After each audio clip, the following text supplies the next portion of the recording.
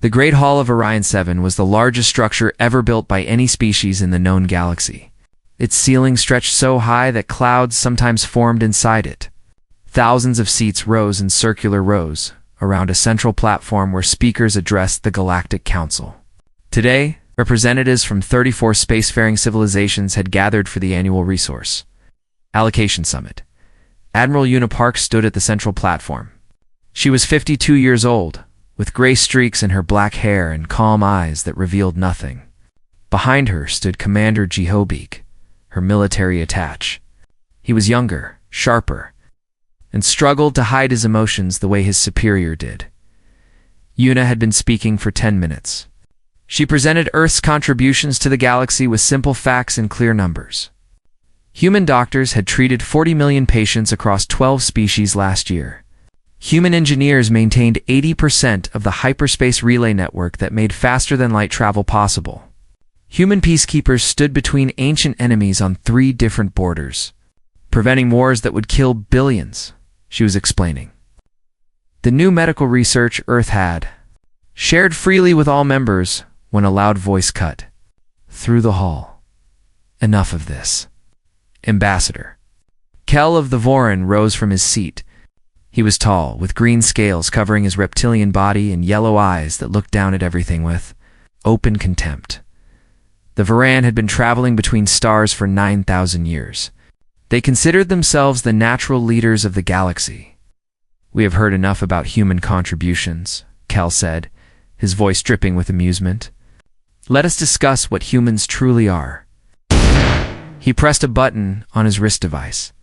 A holographic display appeared above the central platform, showing Earth's military fleet. The ships looked small and old compared to the massive Voran warships displayed next to them. "This is the great human fleet," Kel said. Laughter rippled through the hall. 200 years of spacefaring, and this is what they have built. My people created better ships before we discovered fire. More laughter. The insectoid, Rixie, clicked their mandibles in amusement. Even the usually neutral hollow species displayed their contempt through shifting colors on their skin. Una stood perfectly still. Her face showed nothing. "Humans are useful," Kel continued, walking down toward the platform. "I do not deny this. They make good doctors, good engineers, good servants." He stopped in front of Una, towering over her. "But servants should know their place." He turned to address the full council. "I propose we reduce Earth's voting rights to reflect their true station. They may speak at council meetings, but they should not vote on matters beyond their understanding." High Speaker Ton, the chairman of the council, rose from his elevated seat. He was Rixie, with a hard shell and multiple arms that clicked together when he spoke. "Ambassador Kel has made a formal proposal. The council will vote." Commander Jiho stepped forward, his face red with anger. "You cannot be serious. Earth has given more to this council than any 3 species combined. We maintain your hospitals. We keep your trade routes open. We stop your wars." "Silence," High Speaker Ton commanded. "Junior members do not speak without permission." Jiho's hands curled into fists. Una placed a gentle hand on his arm without looking at him. He understood and stepped back, though his jaw remained tight. The vote was quick. 31 species voted in favor of stripping Earth's voting rights. Only 3 small species voted against it. They owed their survival to human peacekeepers and had not forgotten. "The motion passes," High Speaker Tan announced. "Earth will retain observer status but will no longer vote on council matters." Ambassador Kel smiled, showing rows of sharp teeth. "Perhaps in another 1,000 years, humans will earn the right to be heard. Until then, they should focus on what they do best." He paused, looking directly at Una, serving their betters. The hall erupted in laughter again. Species that had been saved by human medicine laughed. Species whose trade depended on human engineers laughed. Species whose children slept safely because human soldiers stood guard on distant borders laughed. Una Park did not move. She did not speak. She simply watched, her dark eyes recording every face, every laugh, every moment of contempt. When the laughter finally died down, High Speaker Tan waved a dismissive arm. "The human delegation may leave. We have important matters to discuss." Yuna turned and walked toward the exit. Commander Jiho followed, his boots striking the floor harder than necessary. Other delegates barely glanced at them. They were already forgotten as they reached the massive doors of the hall. Jiho leaned close to his admiral. "We cannot accept this," he whispered fiercely. 87 years of service? 87 years of sacrifice. And they laugh at us like we are nothing. Yuna continued walking, her pace steady and unhurried. "Did you record everything?" "Every second. Every word. Every laugh." Jiho's voice was bitter. "Much good it will do us." They stepped into the corridor outside the hall. The noise of the assembly faded behind them. Other species walked past without acknowledging them. A group of young Varen pointed and snickered. Yuna finally stopped. She turned to look back at the great doors, now closed behind them. For the first time, something flickered in her calm eyes. It was not anger. It was not sadness. It was something colder. Something that had been calculating and waiting for a very long time. "Send the recording to President Seo," she said quietly. "Priority channel. Maximum encryption." Jiho frowned. "Admiral, what are we going to do?" "We have no leverage." They made that very clear. Yuna started walking again, heading toward the human shuttle bay. "They made many things clear today, Commander. They showed us exactly what they think of us, what they have always thought of us. And," she did not look back, "and now they will learn what we think of them." Jiho hurried to catch up. "Admiral, I do not understand." Yuna Park finally smiled. It was not a warm smile. It was the smile of someone who had just watched an enemy make a terrible mistake. "They believe they do not need us," she said. "We are going to show them how wrong they are." 12 hours later, Admiral Yuna Park stood before the World Security Council on Earth. The recording played on every screen. Every laugh, every insult, every moment of contempt. When it ended, President Minho Seo looked at his advisors. His face was calm, but his eyes were hard. "It seems," he said quietly, "that the galaxy has forgotten who we are." The room was silent. Let us remind them. The World Security Council chamber was deep underground in New Geneva.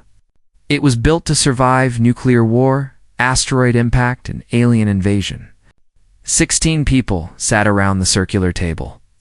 They were the most powerful humans alive, and right now, we're all very quiet. The recording had just finished playing for the third time. Ambassador Kell's voice still seemed to echo in the room. Servants know their place, serving their betters. President Minho Seo sat at the head of the table. He was 61 years old. A former astrophysicist who had spent his youth studying stars before spending his later years leading humanity. He had a gentle face, but those who knew him understood that gentle did not mean weak. "Director M," he said calmly. "Tell us what they do not know." Director Tai Wu-Im was the head of the Galactic Intelligence Bureau. He was 55, with a forgettable face that had served him well in his career. He had spent 30 years learning secrets that no alien species knew humans possessed. He stood and pressed a button. The holographic display in the center of the table changed from the council, recording, to something very different. Numbers, charts, maps, the true picture of human capability. For 60 years. Tai Wu began, Earth has followed a policy we call quiet strength. We show the galaxy what we want them to see. We hide what we do not. He pointed to the first chart. Ambassador Kell showed our military fleet, 112 registered combat vessels. This is true. He pressed another button. The number changed. He did not show the 400 unregistered vessels hidden in asteroid bases, civilian stations, and cargo ships. He did not show the 3 orbital defense platforms disguised as mining operations. He did not show the weapons research facilities on the dark side of the moon. General Hannah Kwan leaned forward. She was the commander of Earth Defense Forces, 47 years old, with short gray hair and the hard eyes of someone who had seen combat. Our actual fleet outnumbers the next 3 species combined. We have never told anyone. President Seo nodded slowly. Continue, Director. Taiwa changed the display again. The galaxy believes we are helpful, but weak. They are correct about the first part. He showed the next set of numbers. 73% of all galactic medical supplies come from Earth's licensed patents. We give the formulas freely, but only we know how to produce the most important drugs efficiently. Without our factories, production drops by 80%. Dr. Yunji Shin spoke next. She was the chief economic advisor, 44, brilliant with numbers in a way that frightened her colleagues. I have run the calculations. If we stop supplying medical technology, 14 species will face immediate health crises. 3 will begin dying within weeks. The hyperspace relays, Taiwu continued. The network that allows faster-than-light communication and navigation. Human engineers maintain 81% of it. Not because we must, but because no other species understands the systems well enough. He smiled slightly. We built them to be complicated on purpose. Admiral Yuna, who had been silent until now, spoke up. If our engineers leave, the relay network begins failing within days. Trade routes collapse. Ships get lost.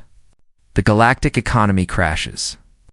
President SEO stood and walked to the holographic display. He studied the numbers carefully, his scientist's mind processing the information. What about the peacekeeping forces? General Hanna answered. We have 50,000 soldiers serving on 12 borders. Every single one is keeping ancient enemies from killing each other. The Hollow and the Rixie have hated each other for 3,000 years. Our troops are the only thing stopping a war that would kill billions. The room was quiet again. Everyone understood what these numbers meant. Earth was not a servant. Earth was the foundation that held the entire galaxy together. And no one outside this room knew it. President SEO turned to face his council. They called us servants. They took away our voice. They laughed at us. His voice remained calm, almost soft. I want to know one thing. Can we survive without them? Dr. Yunji nodded. Earth is self-sufficient.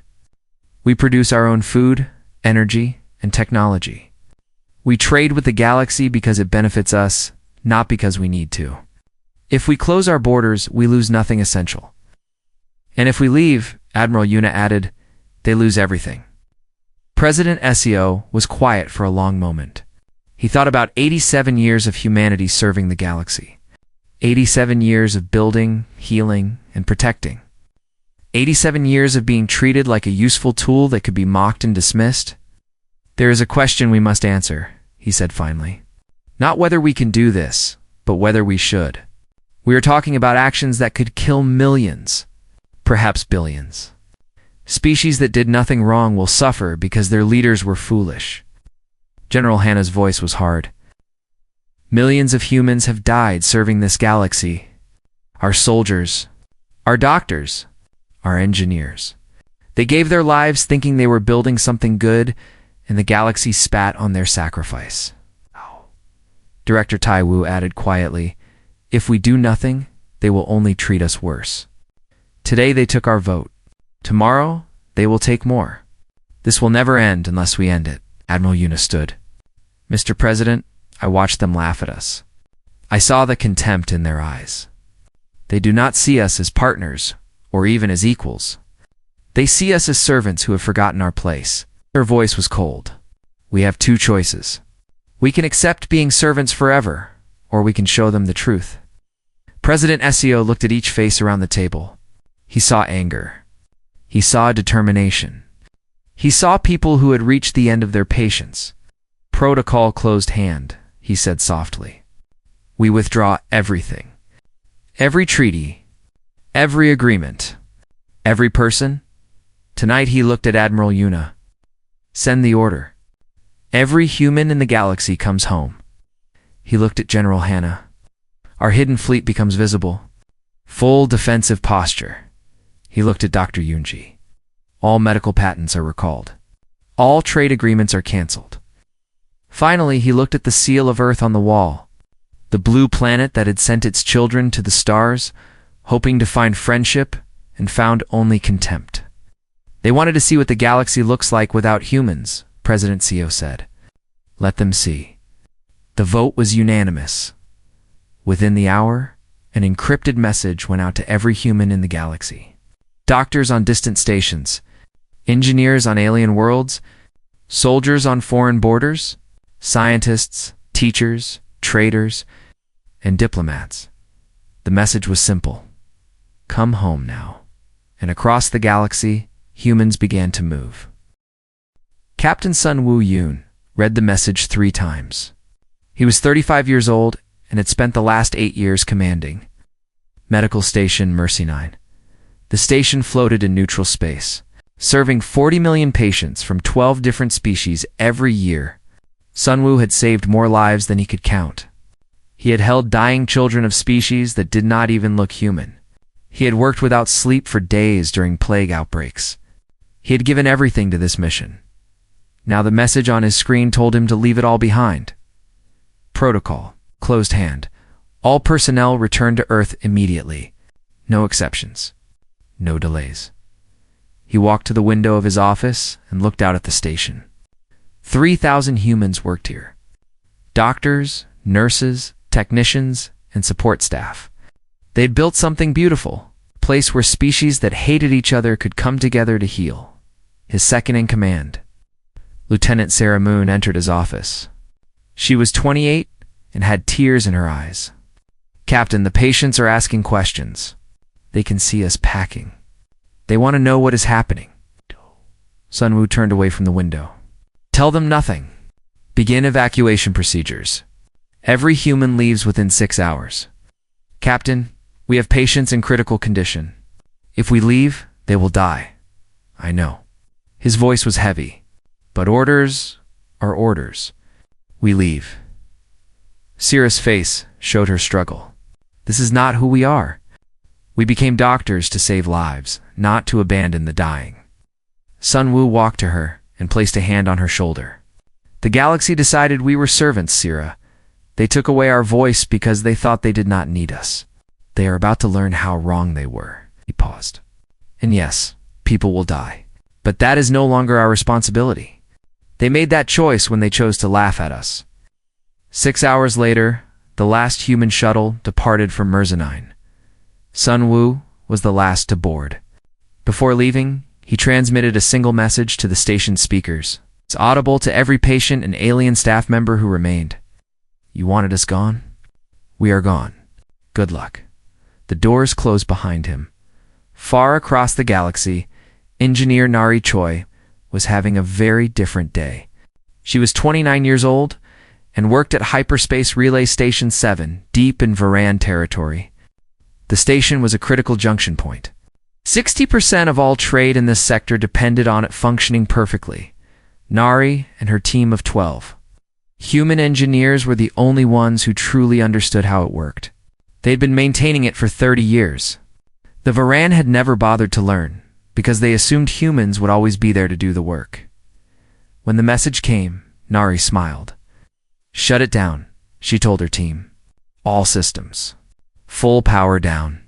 Her assistant, Junho Park, looked nervous. They will not be happy. They should have thought about that before calling us servants. The shutdown took 2 hours. When they finished, Relay Station 7 was dark and dead. Without it, ships in this sector would have to navigate without proper hyperspace lanes. Travel times would increase tenfold. Trade would stop. The Varan economy would begin bleeding money within days. Nari transmitted one final message to Varan's Central Command before her shuttle departed. Maintain it yourselves. Good luck. She doubted they knew where to even start. On the Halorixi border, Lieutenant Doyen Kong received the same message everyone else did. He was 41 years old and had commanded peacekeeping forces on this border for 15 years. 50,000 human soldiers stood between two species that wanted nothing more than to destroy each other. The Hollow were beings of living crystal. The Rixi were insectoid creatures with sharp mandibles and ancient rage. They had fought wars for 3,000 years before humans arrived to keep the peace. Since then, there had been exactly 0 major conflicts until now. Doyan gathered his officers in the command center. We are leaving. Full withdrawal. All forces. Colonel Yajin Ha stared at him. Sir, if we leave, they will start killing each other within hours. Yes, they will. Millions will die. Yes, they will. Aeon's voice was flat. And that is no longer our problem. The withdrawal began immediately. Human soldiers packed their equipment, boarded their transports, and left. On both sides of the border, Hollow and Rixie forces watched in confusion that slowly turned to understanding. The humans were leaving. The buffer between them was gone. 20-3 hours after the last human soldier departed, the first shots were fired. Within a week, the border had become a war zone. Within a month, 2 million beings were dead. Back on Earth, Admiral Una Park monitored the situation from the Global Command Center. Screens showed chaos across the galaxy. Medical stations overwhelmed without human staff. Trade routes collapsing without functional hyperspace relays. Wars erupting without human peacekeepers. Commander Geobeak stood beside her, watching the destruction unfold. This is worse than we expected. No, Una replied calmly. This is exactly what we expected.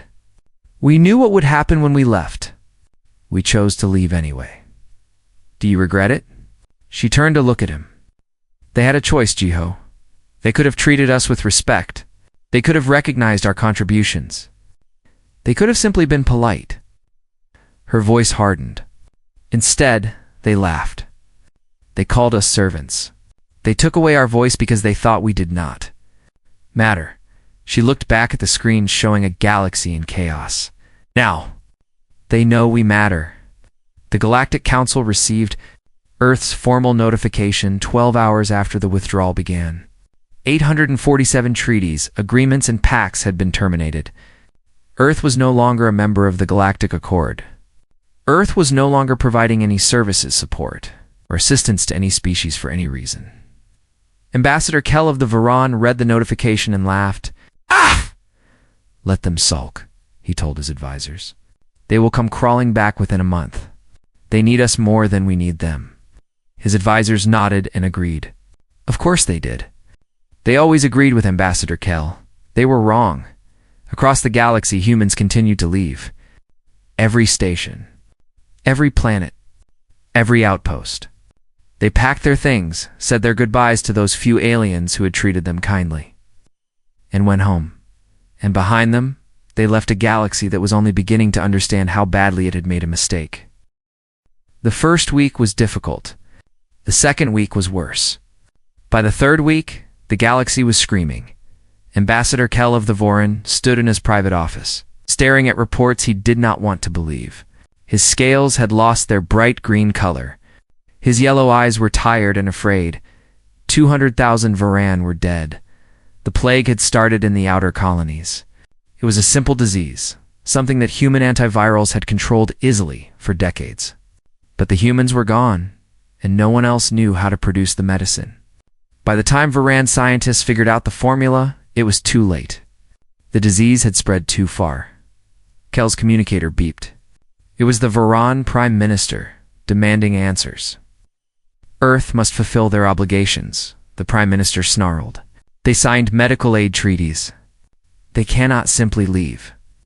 They terminated all treaties, Kell replied, his voice hollow. We have no legal claim, and demand they return. Threaten them. Kell laughed, but there was no humor in it. Threaten them with what?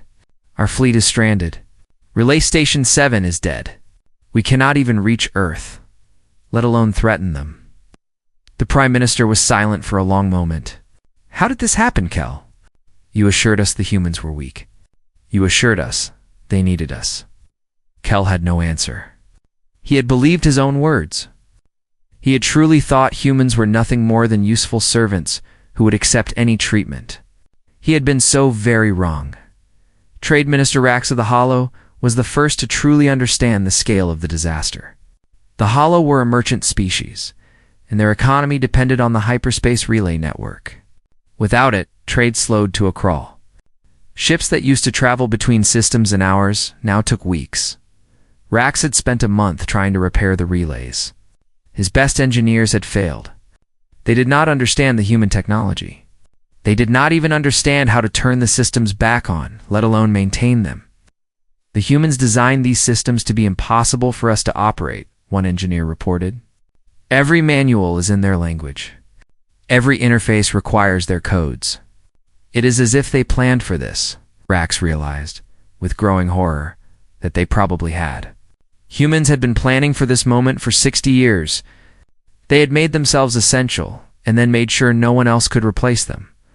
The galactic economy lost 12% of its value in the first month. By the second month, it had lost 30%. Species that depended on trade began to starve. Factories closed. Jobs disappeared. Governments fell. High Speaker Tan of the Rixie watched his authority crumble day by day. He had led the Galactic Council for 20 years. Under his leadership, the galaxy had been stable and prosperous. Now everything was falling apart. The Holorixie border war was the worst of it. Tan had never truly believed his people, and the Holo would return to fighting. The peace had lasted so long that he thought it was permanent. He had forgotten that peace had been maintained by human soldiers, who stood in the middle and refused to let either side attack. Now those soldiers were gone, and his people were dying. "We must bring the humans back," Tan told his council. "At any cost?" "They will not answer our communications," an advisor replied. "We have sent 117 diplomatic messages. They ignore all of them. Then send more. Offer them anything they want." Another advisor shook his head. "High Speaker, we have nothing to offer. We are the ones who need them. They do not need us. They never needed us." Tan slammed his upper arms against the table in frustration. "Then what do you suggest?" No one had an answer. By the third month, food shortages had hit 7 species. This was a shock to many. Food production should have been simple enough to maintain without human help. But humans had been quietly supporting agricultural development on dozens of developing worlds. They had provided technology, training, and direct food aid without asking for anything in return. When they left, they took all of that support with them. Worlds that had relied on human food shipments began to starve. Governments begged the Galactic Council for help. The Council had no help to give. Species began fighting over resources. Old alliances broke apart. Old enemies remembered their hatred. The Galactic Accord, which had maintained peace for centuries, started to fracture. The Varan and the Rixie nearly went to war over a mining dispute. Only their mutual weakness stopped them. Neither could afford another conflict when they were already bleeding from other wounds. On Earth, Admiral Unipark watched the collapse unfold on her screens. She felt nothing. No satisfaction. No guilt. Just cold observation. "Ambassador Kell has requested a personal call with you," Commander Jiho reported. "He claims it is urgent. Ignore it. He's called 17 times today. Then ignore it 17 more times." Yuna did not look up from her screens. "He can call until the stars burn out. We are done talking to them." Jiho hesitated. "Admiral, some of my officers are questioning our strategy. They say we have made our point. They say we should consider returning before more die." Yuna finally turned to face him. Her eyes were hard. "They laughed at us, Jiho. They stripped us of our rights. They called us servants." She pointed at the screens showing death and chaos across the galaxy. "This is the price of contempt. This is what happens when you mock the people who hold your civilization together." "But the innocent, there are no innocents," Yuna interrupted. "Every species in that chamber voted against us or stood by and let it happen. Every single one. They all thought we were beneath them. They all believed we would accept any insult." Her voice dropped to a whisper. They were wrong. At the end of the third month, High Speaker Tan called an emergency session of the Galactic Council. The Great Hall of Orion 7 was half empty. Many representatives could not travel because the relay network was still broken. Others had been overthrown by angry citizens who blamed them for the disaster. "We must invite Earth back," Tan announced. "We must offer them full restoration of their rights. We must apologize." The chamber was silent. A year ago, this suggestion would have caused outrage. Now, no one had the energy to argue. "Contact Earth," Tan ordered. "Tell them we are ready to talk." For the first time in months, Earth responded. "We will come, President Minho," Su replied.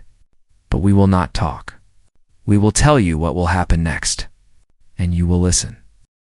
6 months had passed since the humiliation.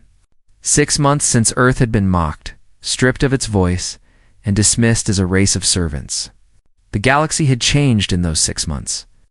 It had learned lessons it would never forget. The Great Hall of Orion 7 was quiet when President Minho Co entered. There was no applause. There were no whispers. The remaining representatives watched in silence as the human delegation walked toward the central platform. President SEO walked at the front. He was calm, unhurried, as if he had all the time in the universe. Beside him walked Admiral Una Park, her face unreadable as always. Behind them came Commander Jiho Beek and a small group of Earth officials. The hall was half empty. 3 species had fallen into civil war and sent no representatives. 2 species had gone extinct. The plague that killed the Varan had spread to their closest neighbors. And without human medicine, it had destroyed them completely. Other seats were empty because the representatives simply could not travel. The relay network remained broken. High Speaker Tan rose from his elevated seat. He looked old and tired. The past 6 months had aged him terribly. His shell had lost its shine, and his movements were slow. President SEO, he began, his voice formal but weak. On behalf of the Galactic Council, I offer our deepest apologies for the treatment Earth received at our last meeting. We were wrong to strip your voting rights. We were wrong to dismiss your contributions. We ask humbly that Earth return to the Accord and take your rightful place among us. He paused, gathering his courage for the next words. Furthermore, we offer Earth full restoration of voting rights, plus 3 additional seats on the High Council. This is unprecedented, but we believe Earth has earned this honor. Tan waited for a response. The hall waited with him. President Seo smiled softly. It was not a warm smile. You misunderstand why we are here, High Speaker. We did not come to rejoin your accord. Confusion rippled through the chamber. Representatives exchanged worried glances. Then why have you come? Tan asked carefully. To tell you what happens next? President SEO stepped forward, his gentle voice carrying clearly through the silent hall. The Galactic Accord is finished. It dies today. Shock replaced confusion. Several representatives started to protest, but SEO raised a hand, and somehow they fell silent. For centuries, this council has pretended to be a partnership of equals, but it was never equal. It was a game where the powerful mocked the helpful, where contribution was ignored and military strength was worshipped. Looked around the chamber, meeting the eyes of every representative. We played by your rules. We were helpful. We were humble. We gave everything and asked for nothing. And you laughed at us. He let the words hang in the air. So here are the new rules. Admiral Una stepped forward. Projecting a holographic document for all to see, the Galactic Accord will dissolve immediately, she announced. A new organization will form in its place. It will be called the Terran Galactic Treaty. She highlighted the first section. Earth will hold permanent chairmanship of this new organization. All decisions require Earth's approval. No exceptions. The second section appeared. Every species will sign non-aggression pacts directly with Earth, not with the Council. With Earth, any species that attacks another without Earth's permission will face the full force of the human fleet. Gasps echoed through the hall. The full force of the human fleet? They still thought humans had only 100 ships. Additionally, Una continued, any species that voted to humiliate Earth at the last summit will pay reparations for 100 years. The funds will support species that were harmed by the collapse. High Speaker Tan found his voice. These terms are unprecedented. You are asking us to surrender our sovereignty. No, President Seo replied calmly. We are telling you what will happen. You have no choice in this matter. You cannot force us. We already have. SEO's voice remained soft, but his words were iron. Your economies are shattered. Your people are dying. Your enemies are at your gates. You need us to survive. You have always needed us. The only difference is that now you know it. He turned to look directly at Ambassador Kell of the Voron. Kell sat in a lower seat than before. He had been stripped of his rank after the disaster. He was present only because President SEO had specifically requested it. "There is one final condition," SEO said. "Ambassador Kell will deliver a formal apology. It will be broadcast to every world, every station, every ship in the galaxy. He will admit that he was wrong. He will admit that Earth was never a race of servants. He will admit that his contempt led to the deaths of millions."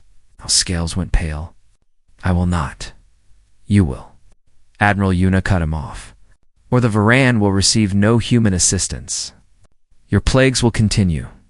Your people will die. Your civilization will fall. The choice is yours." The hall was completely silent. Everyone understood that this was not negotiation. This was surrender. High Speaker Tan lowered his head. "We accept your terms." The new treaty was signed within the week. 3 days later, Ambassador Kell stood before a galaxy-wide broadcast. His scales had gone completely gray. His proud posture was broken. He read from a script that humans had written for him. "I was wrong. Earth was never a race of servants. They were the foundation of our civilization, and I was too arrogant to see it. My contempt led to the deaths of millions. I apologize to Earth and to every species that suffered because of my pride." Every word was ash in his mouth. But he read them all. On Earth, Admiral Unipark watched the broadcast with Commander Jihobik. They stood in the same office where they had first received the order to come. "Home. 6 months ago? Do you think they have learned?" Jiho asked. Una watched Kell finish his apology. She watched his broken face, his trembling hands, his destroyed pride. She thought about the millions who had died because he and others like him had believed humans were beneath them. "They have learned that actions have consequences," she said finally. "They have learned that words can wound. They have learned that the people you mock today may be the people you need tomorrow. But have they truly changed?" Una was quiet for a long moment. Outside her window, Earth turned slowly in space. The blue planet that had sent its children to the stars hoping for friendship. The planet that had given everything and received only contempt. The planet that had finally stopped giving. "It does not matter if they have changed," she said softly. "What matters is that they will never forget. Every time they see a human, they will remember what happened when they laughed at us. Every time they think about mocking the weak, they will remember what it cost them." She turned away from the screen. "I did not want this, Jiho. We wanted to be partners. We wanted to be friends. We wanted to help." Her voice carried old sadness. "They chose differently. They chose contempt. And now they live with the results." The galaxy would recover. The relays would be repaired. The wars would end. Trade would resume. Life would continue. But nothing would ever be the same. And whenever any species looked at humans, they would remember the lesson they had learned. Never mock the hand that holds your world together, because that hand can close. And when it does, everything falls apart.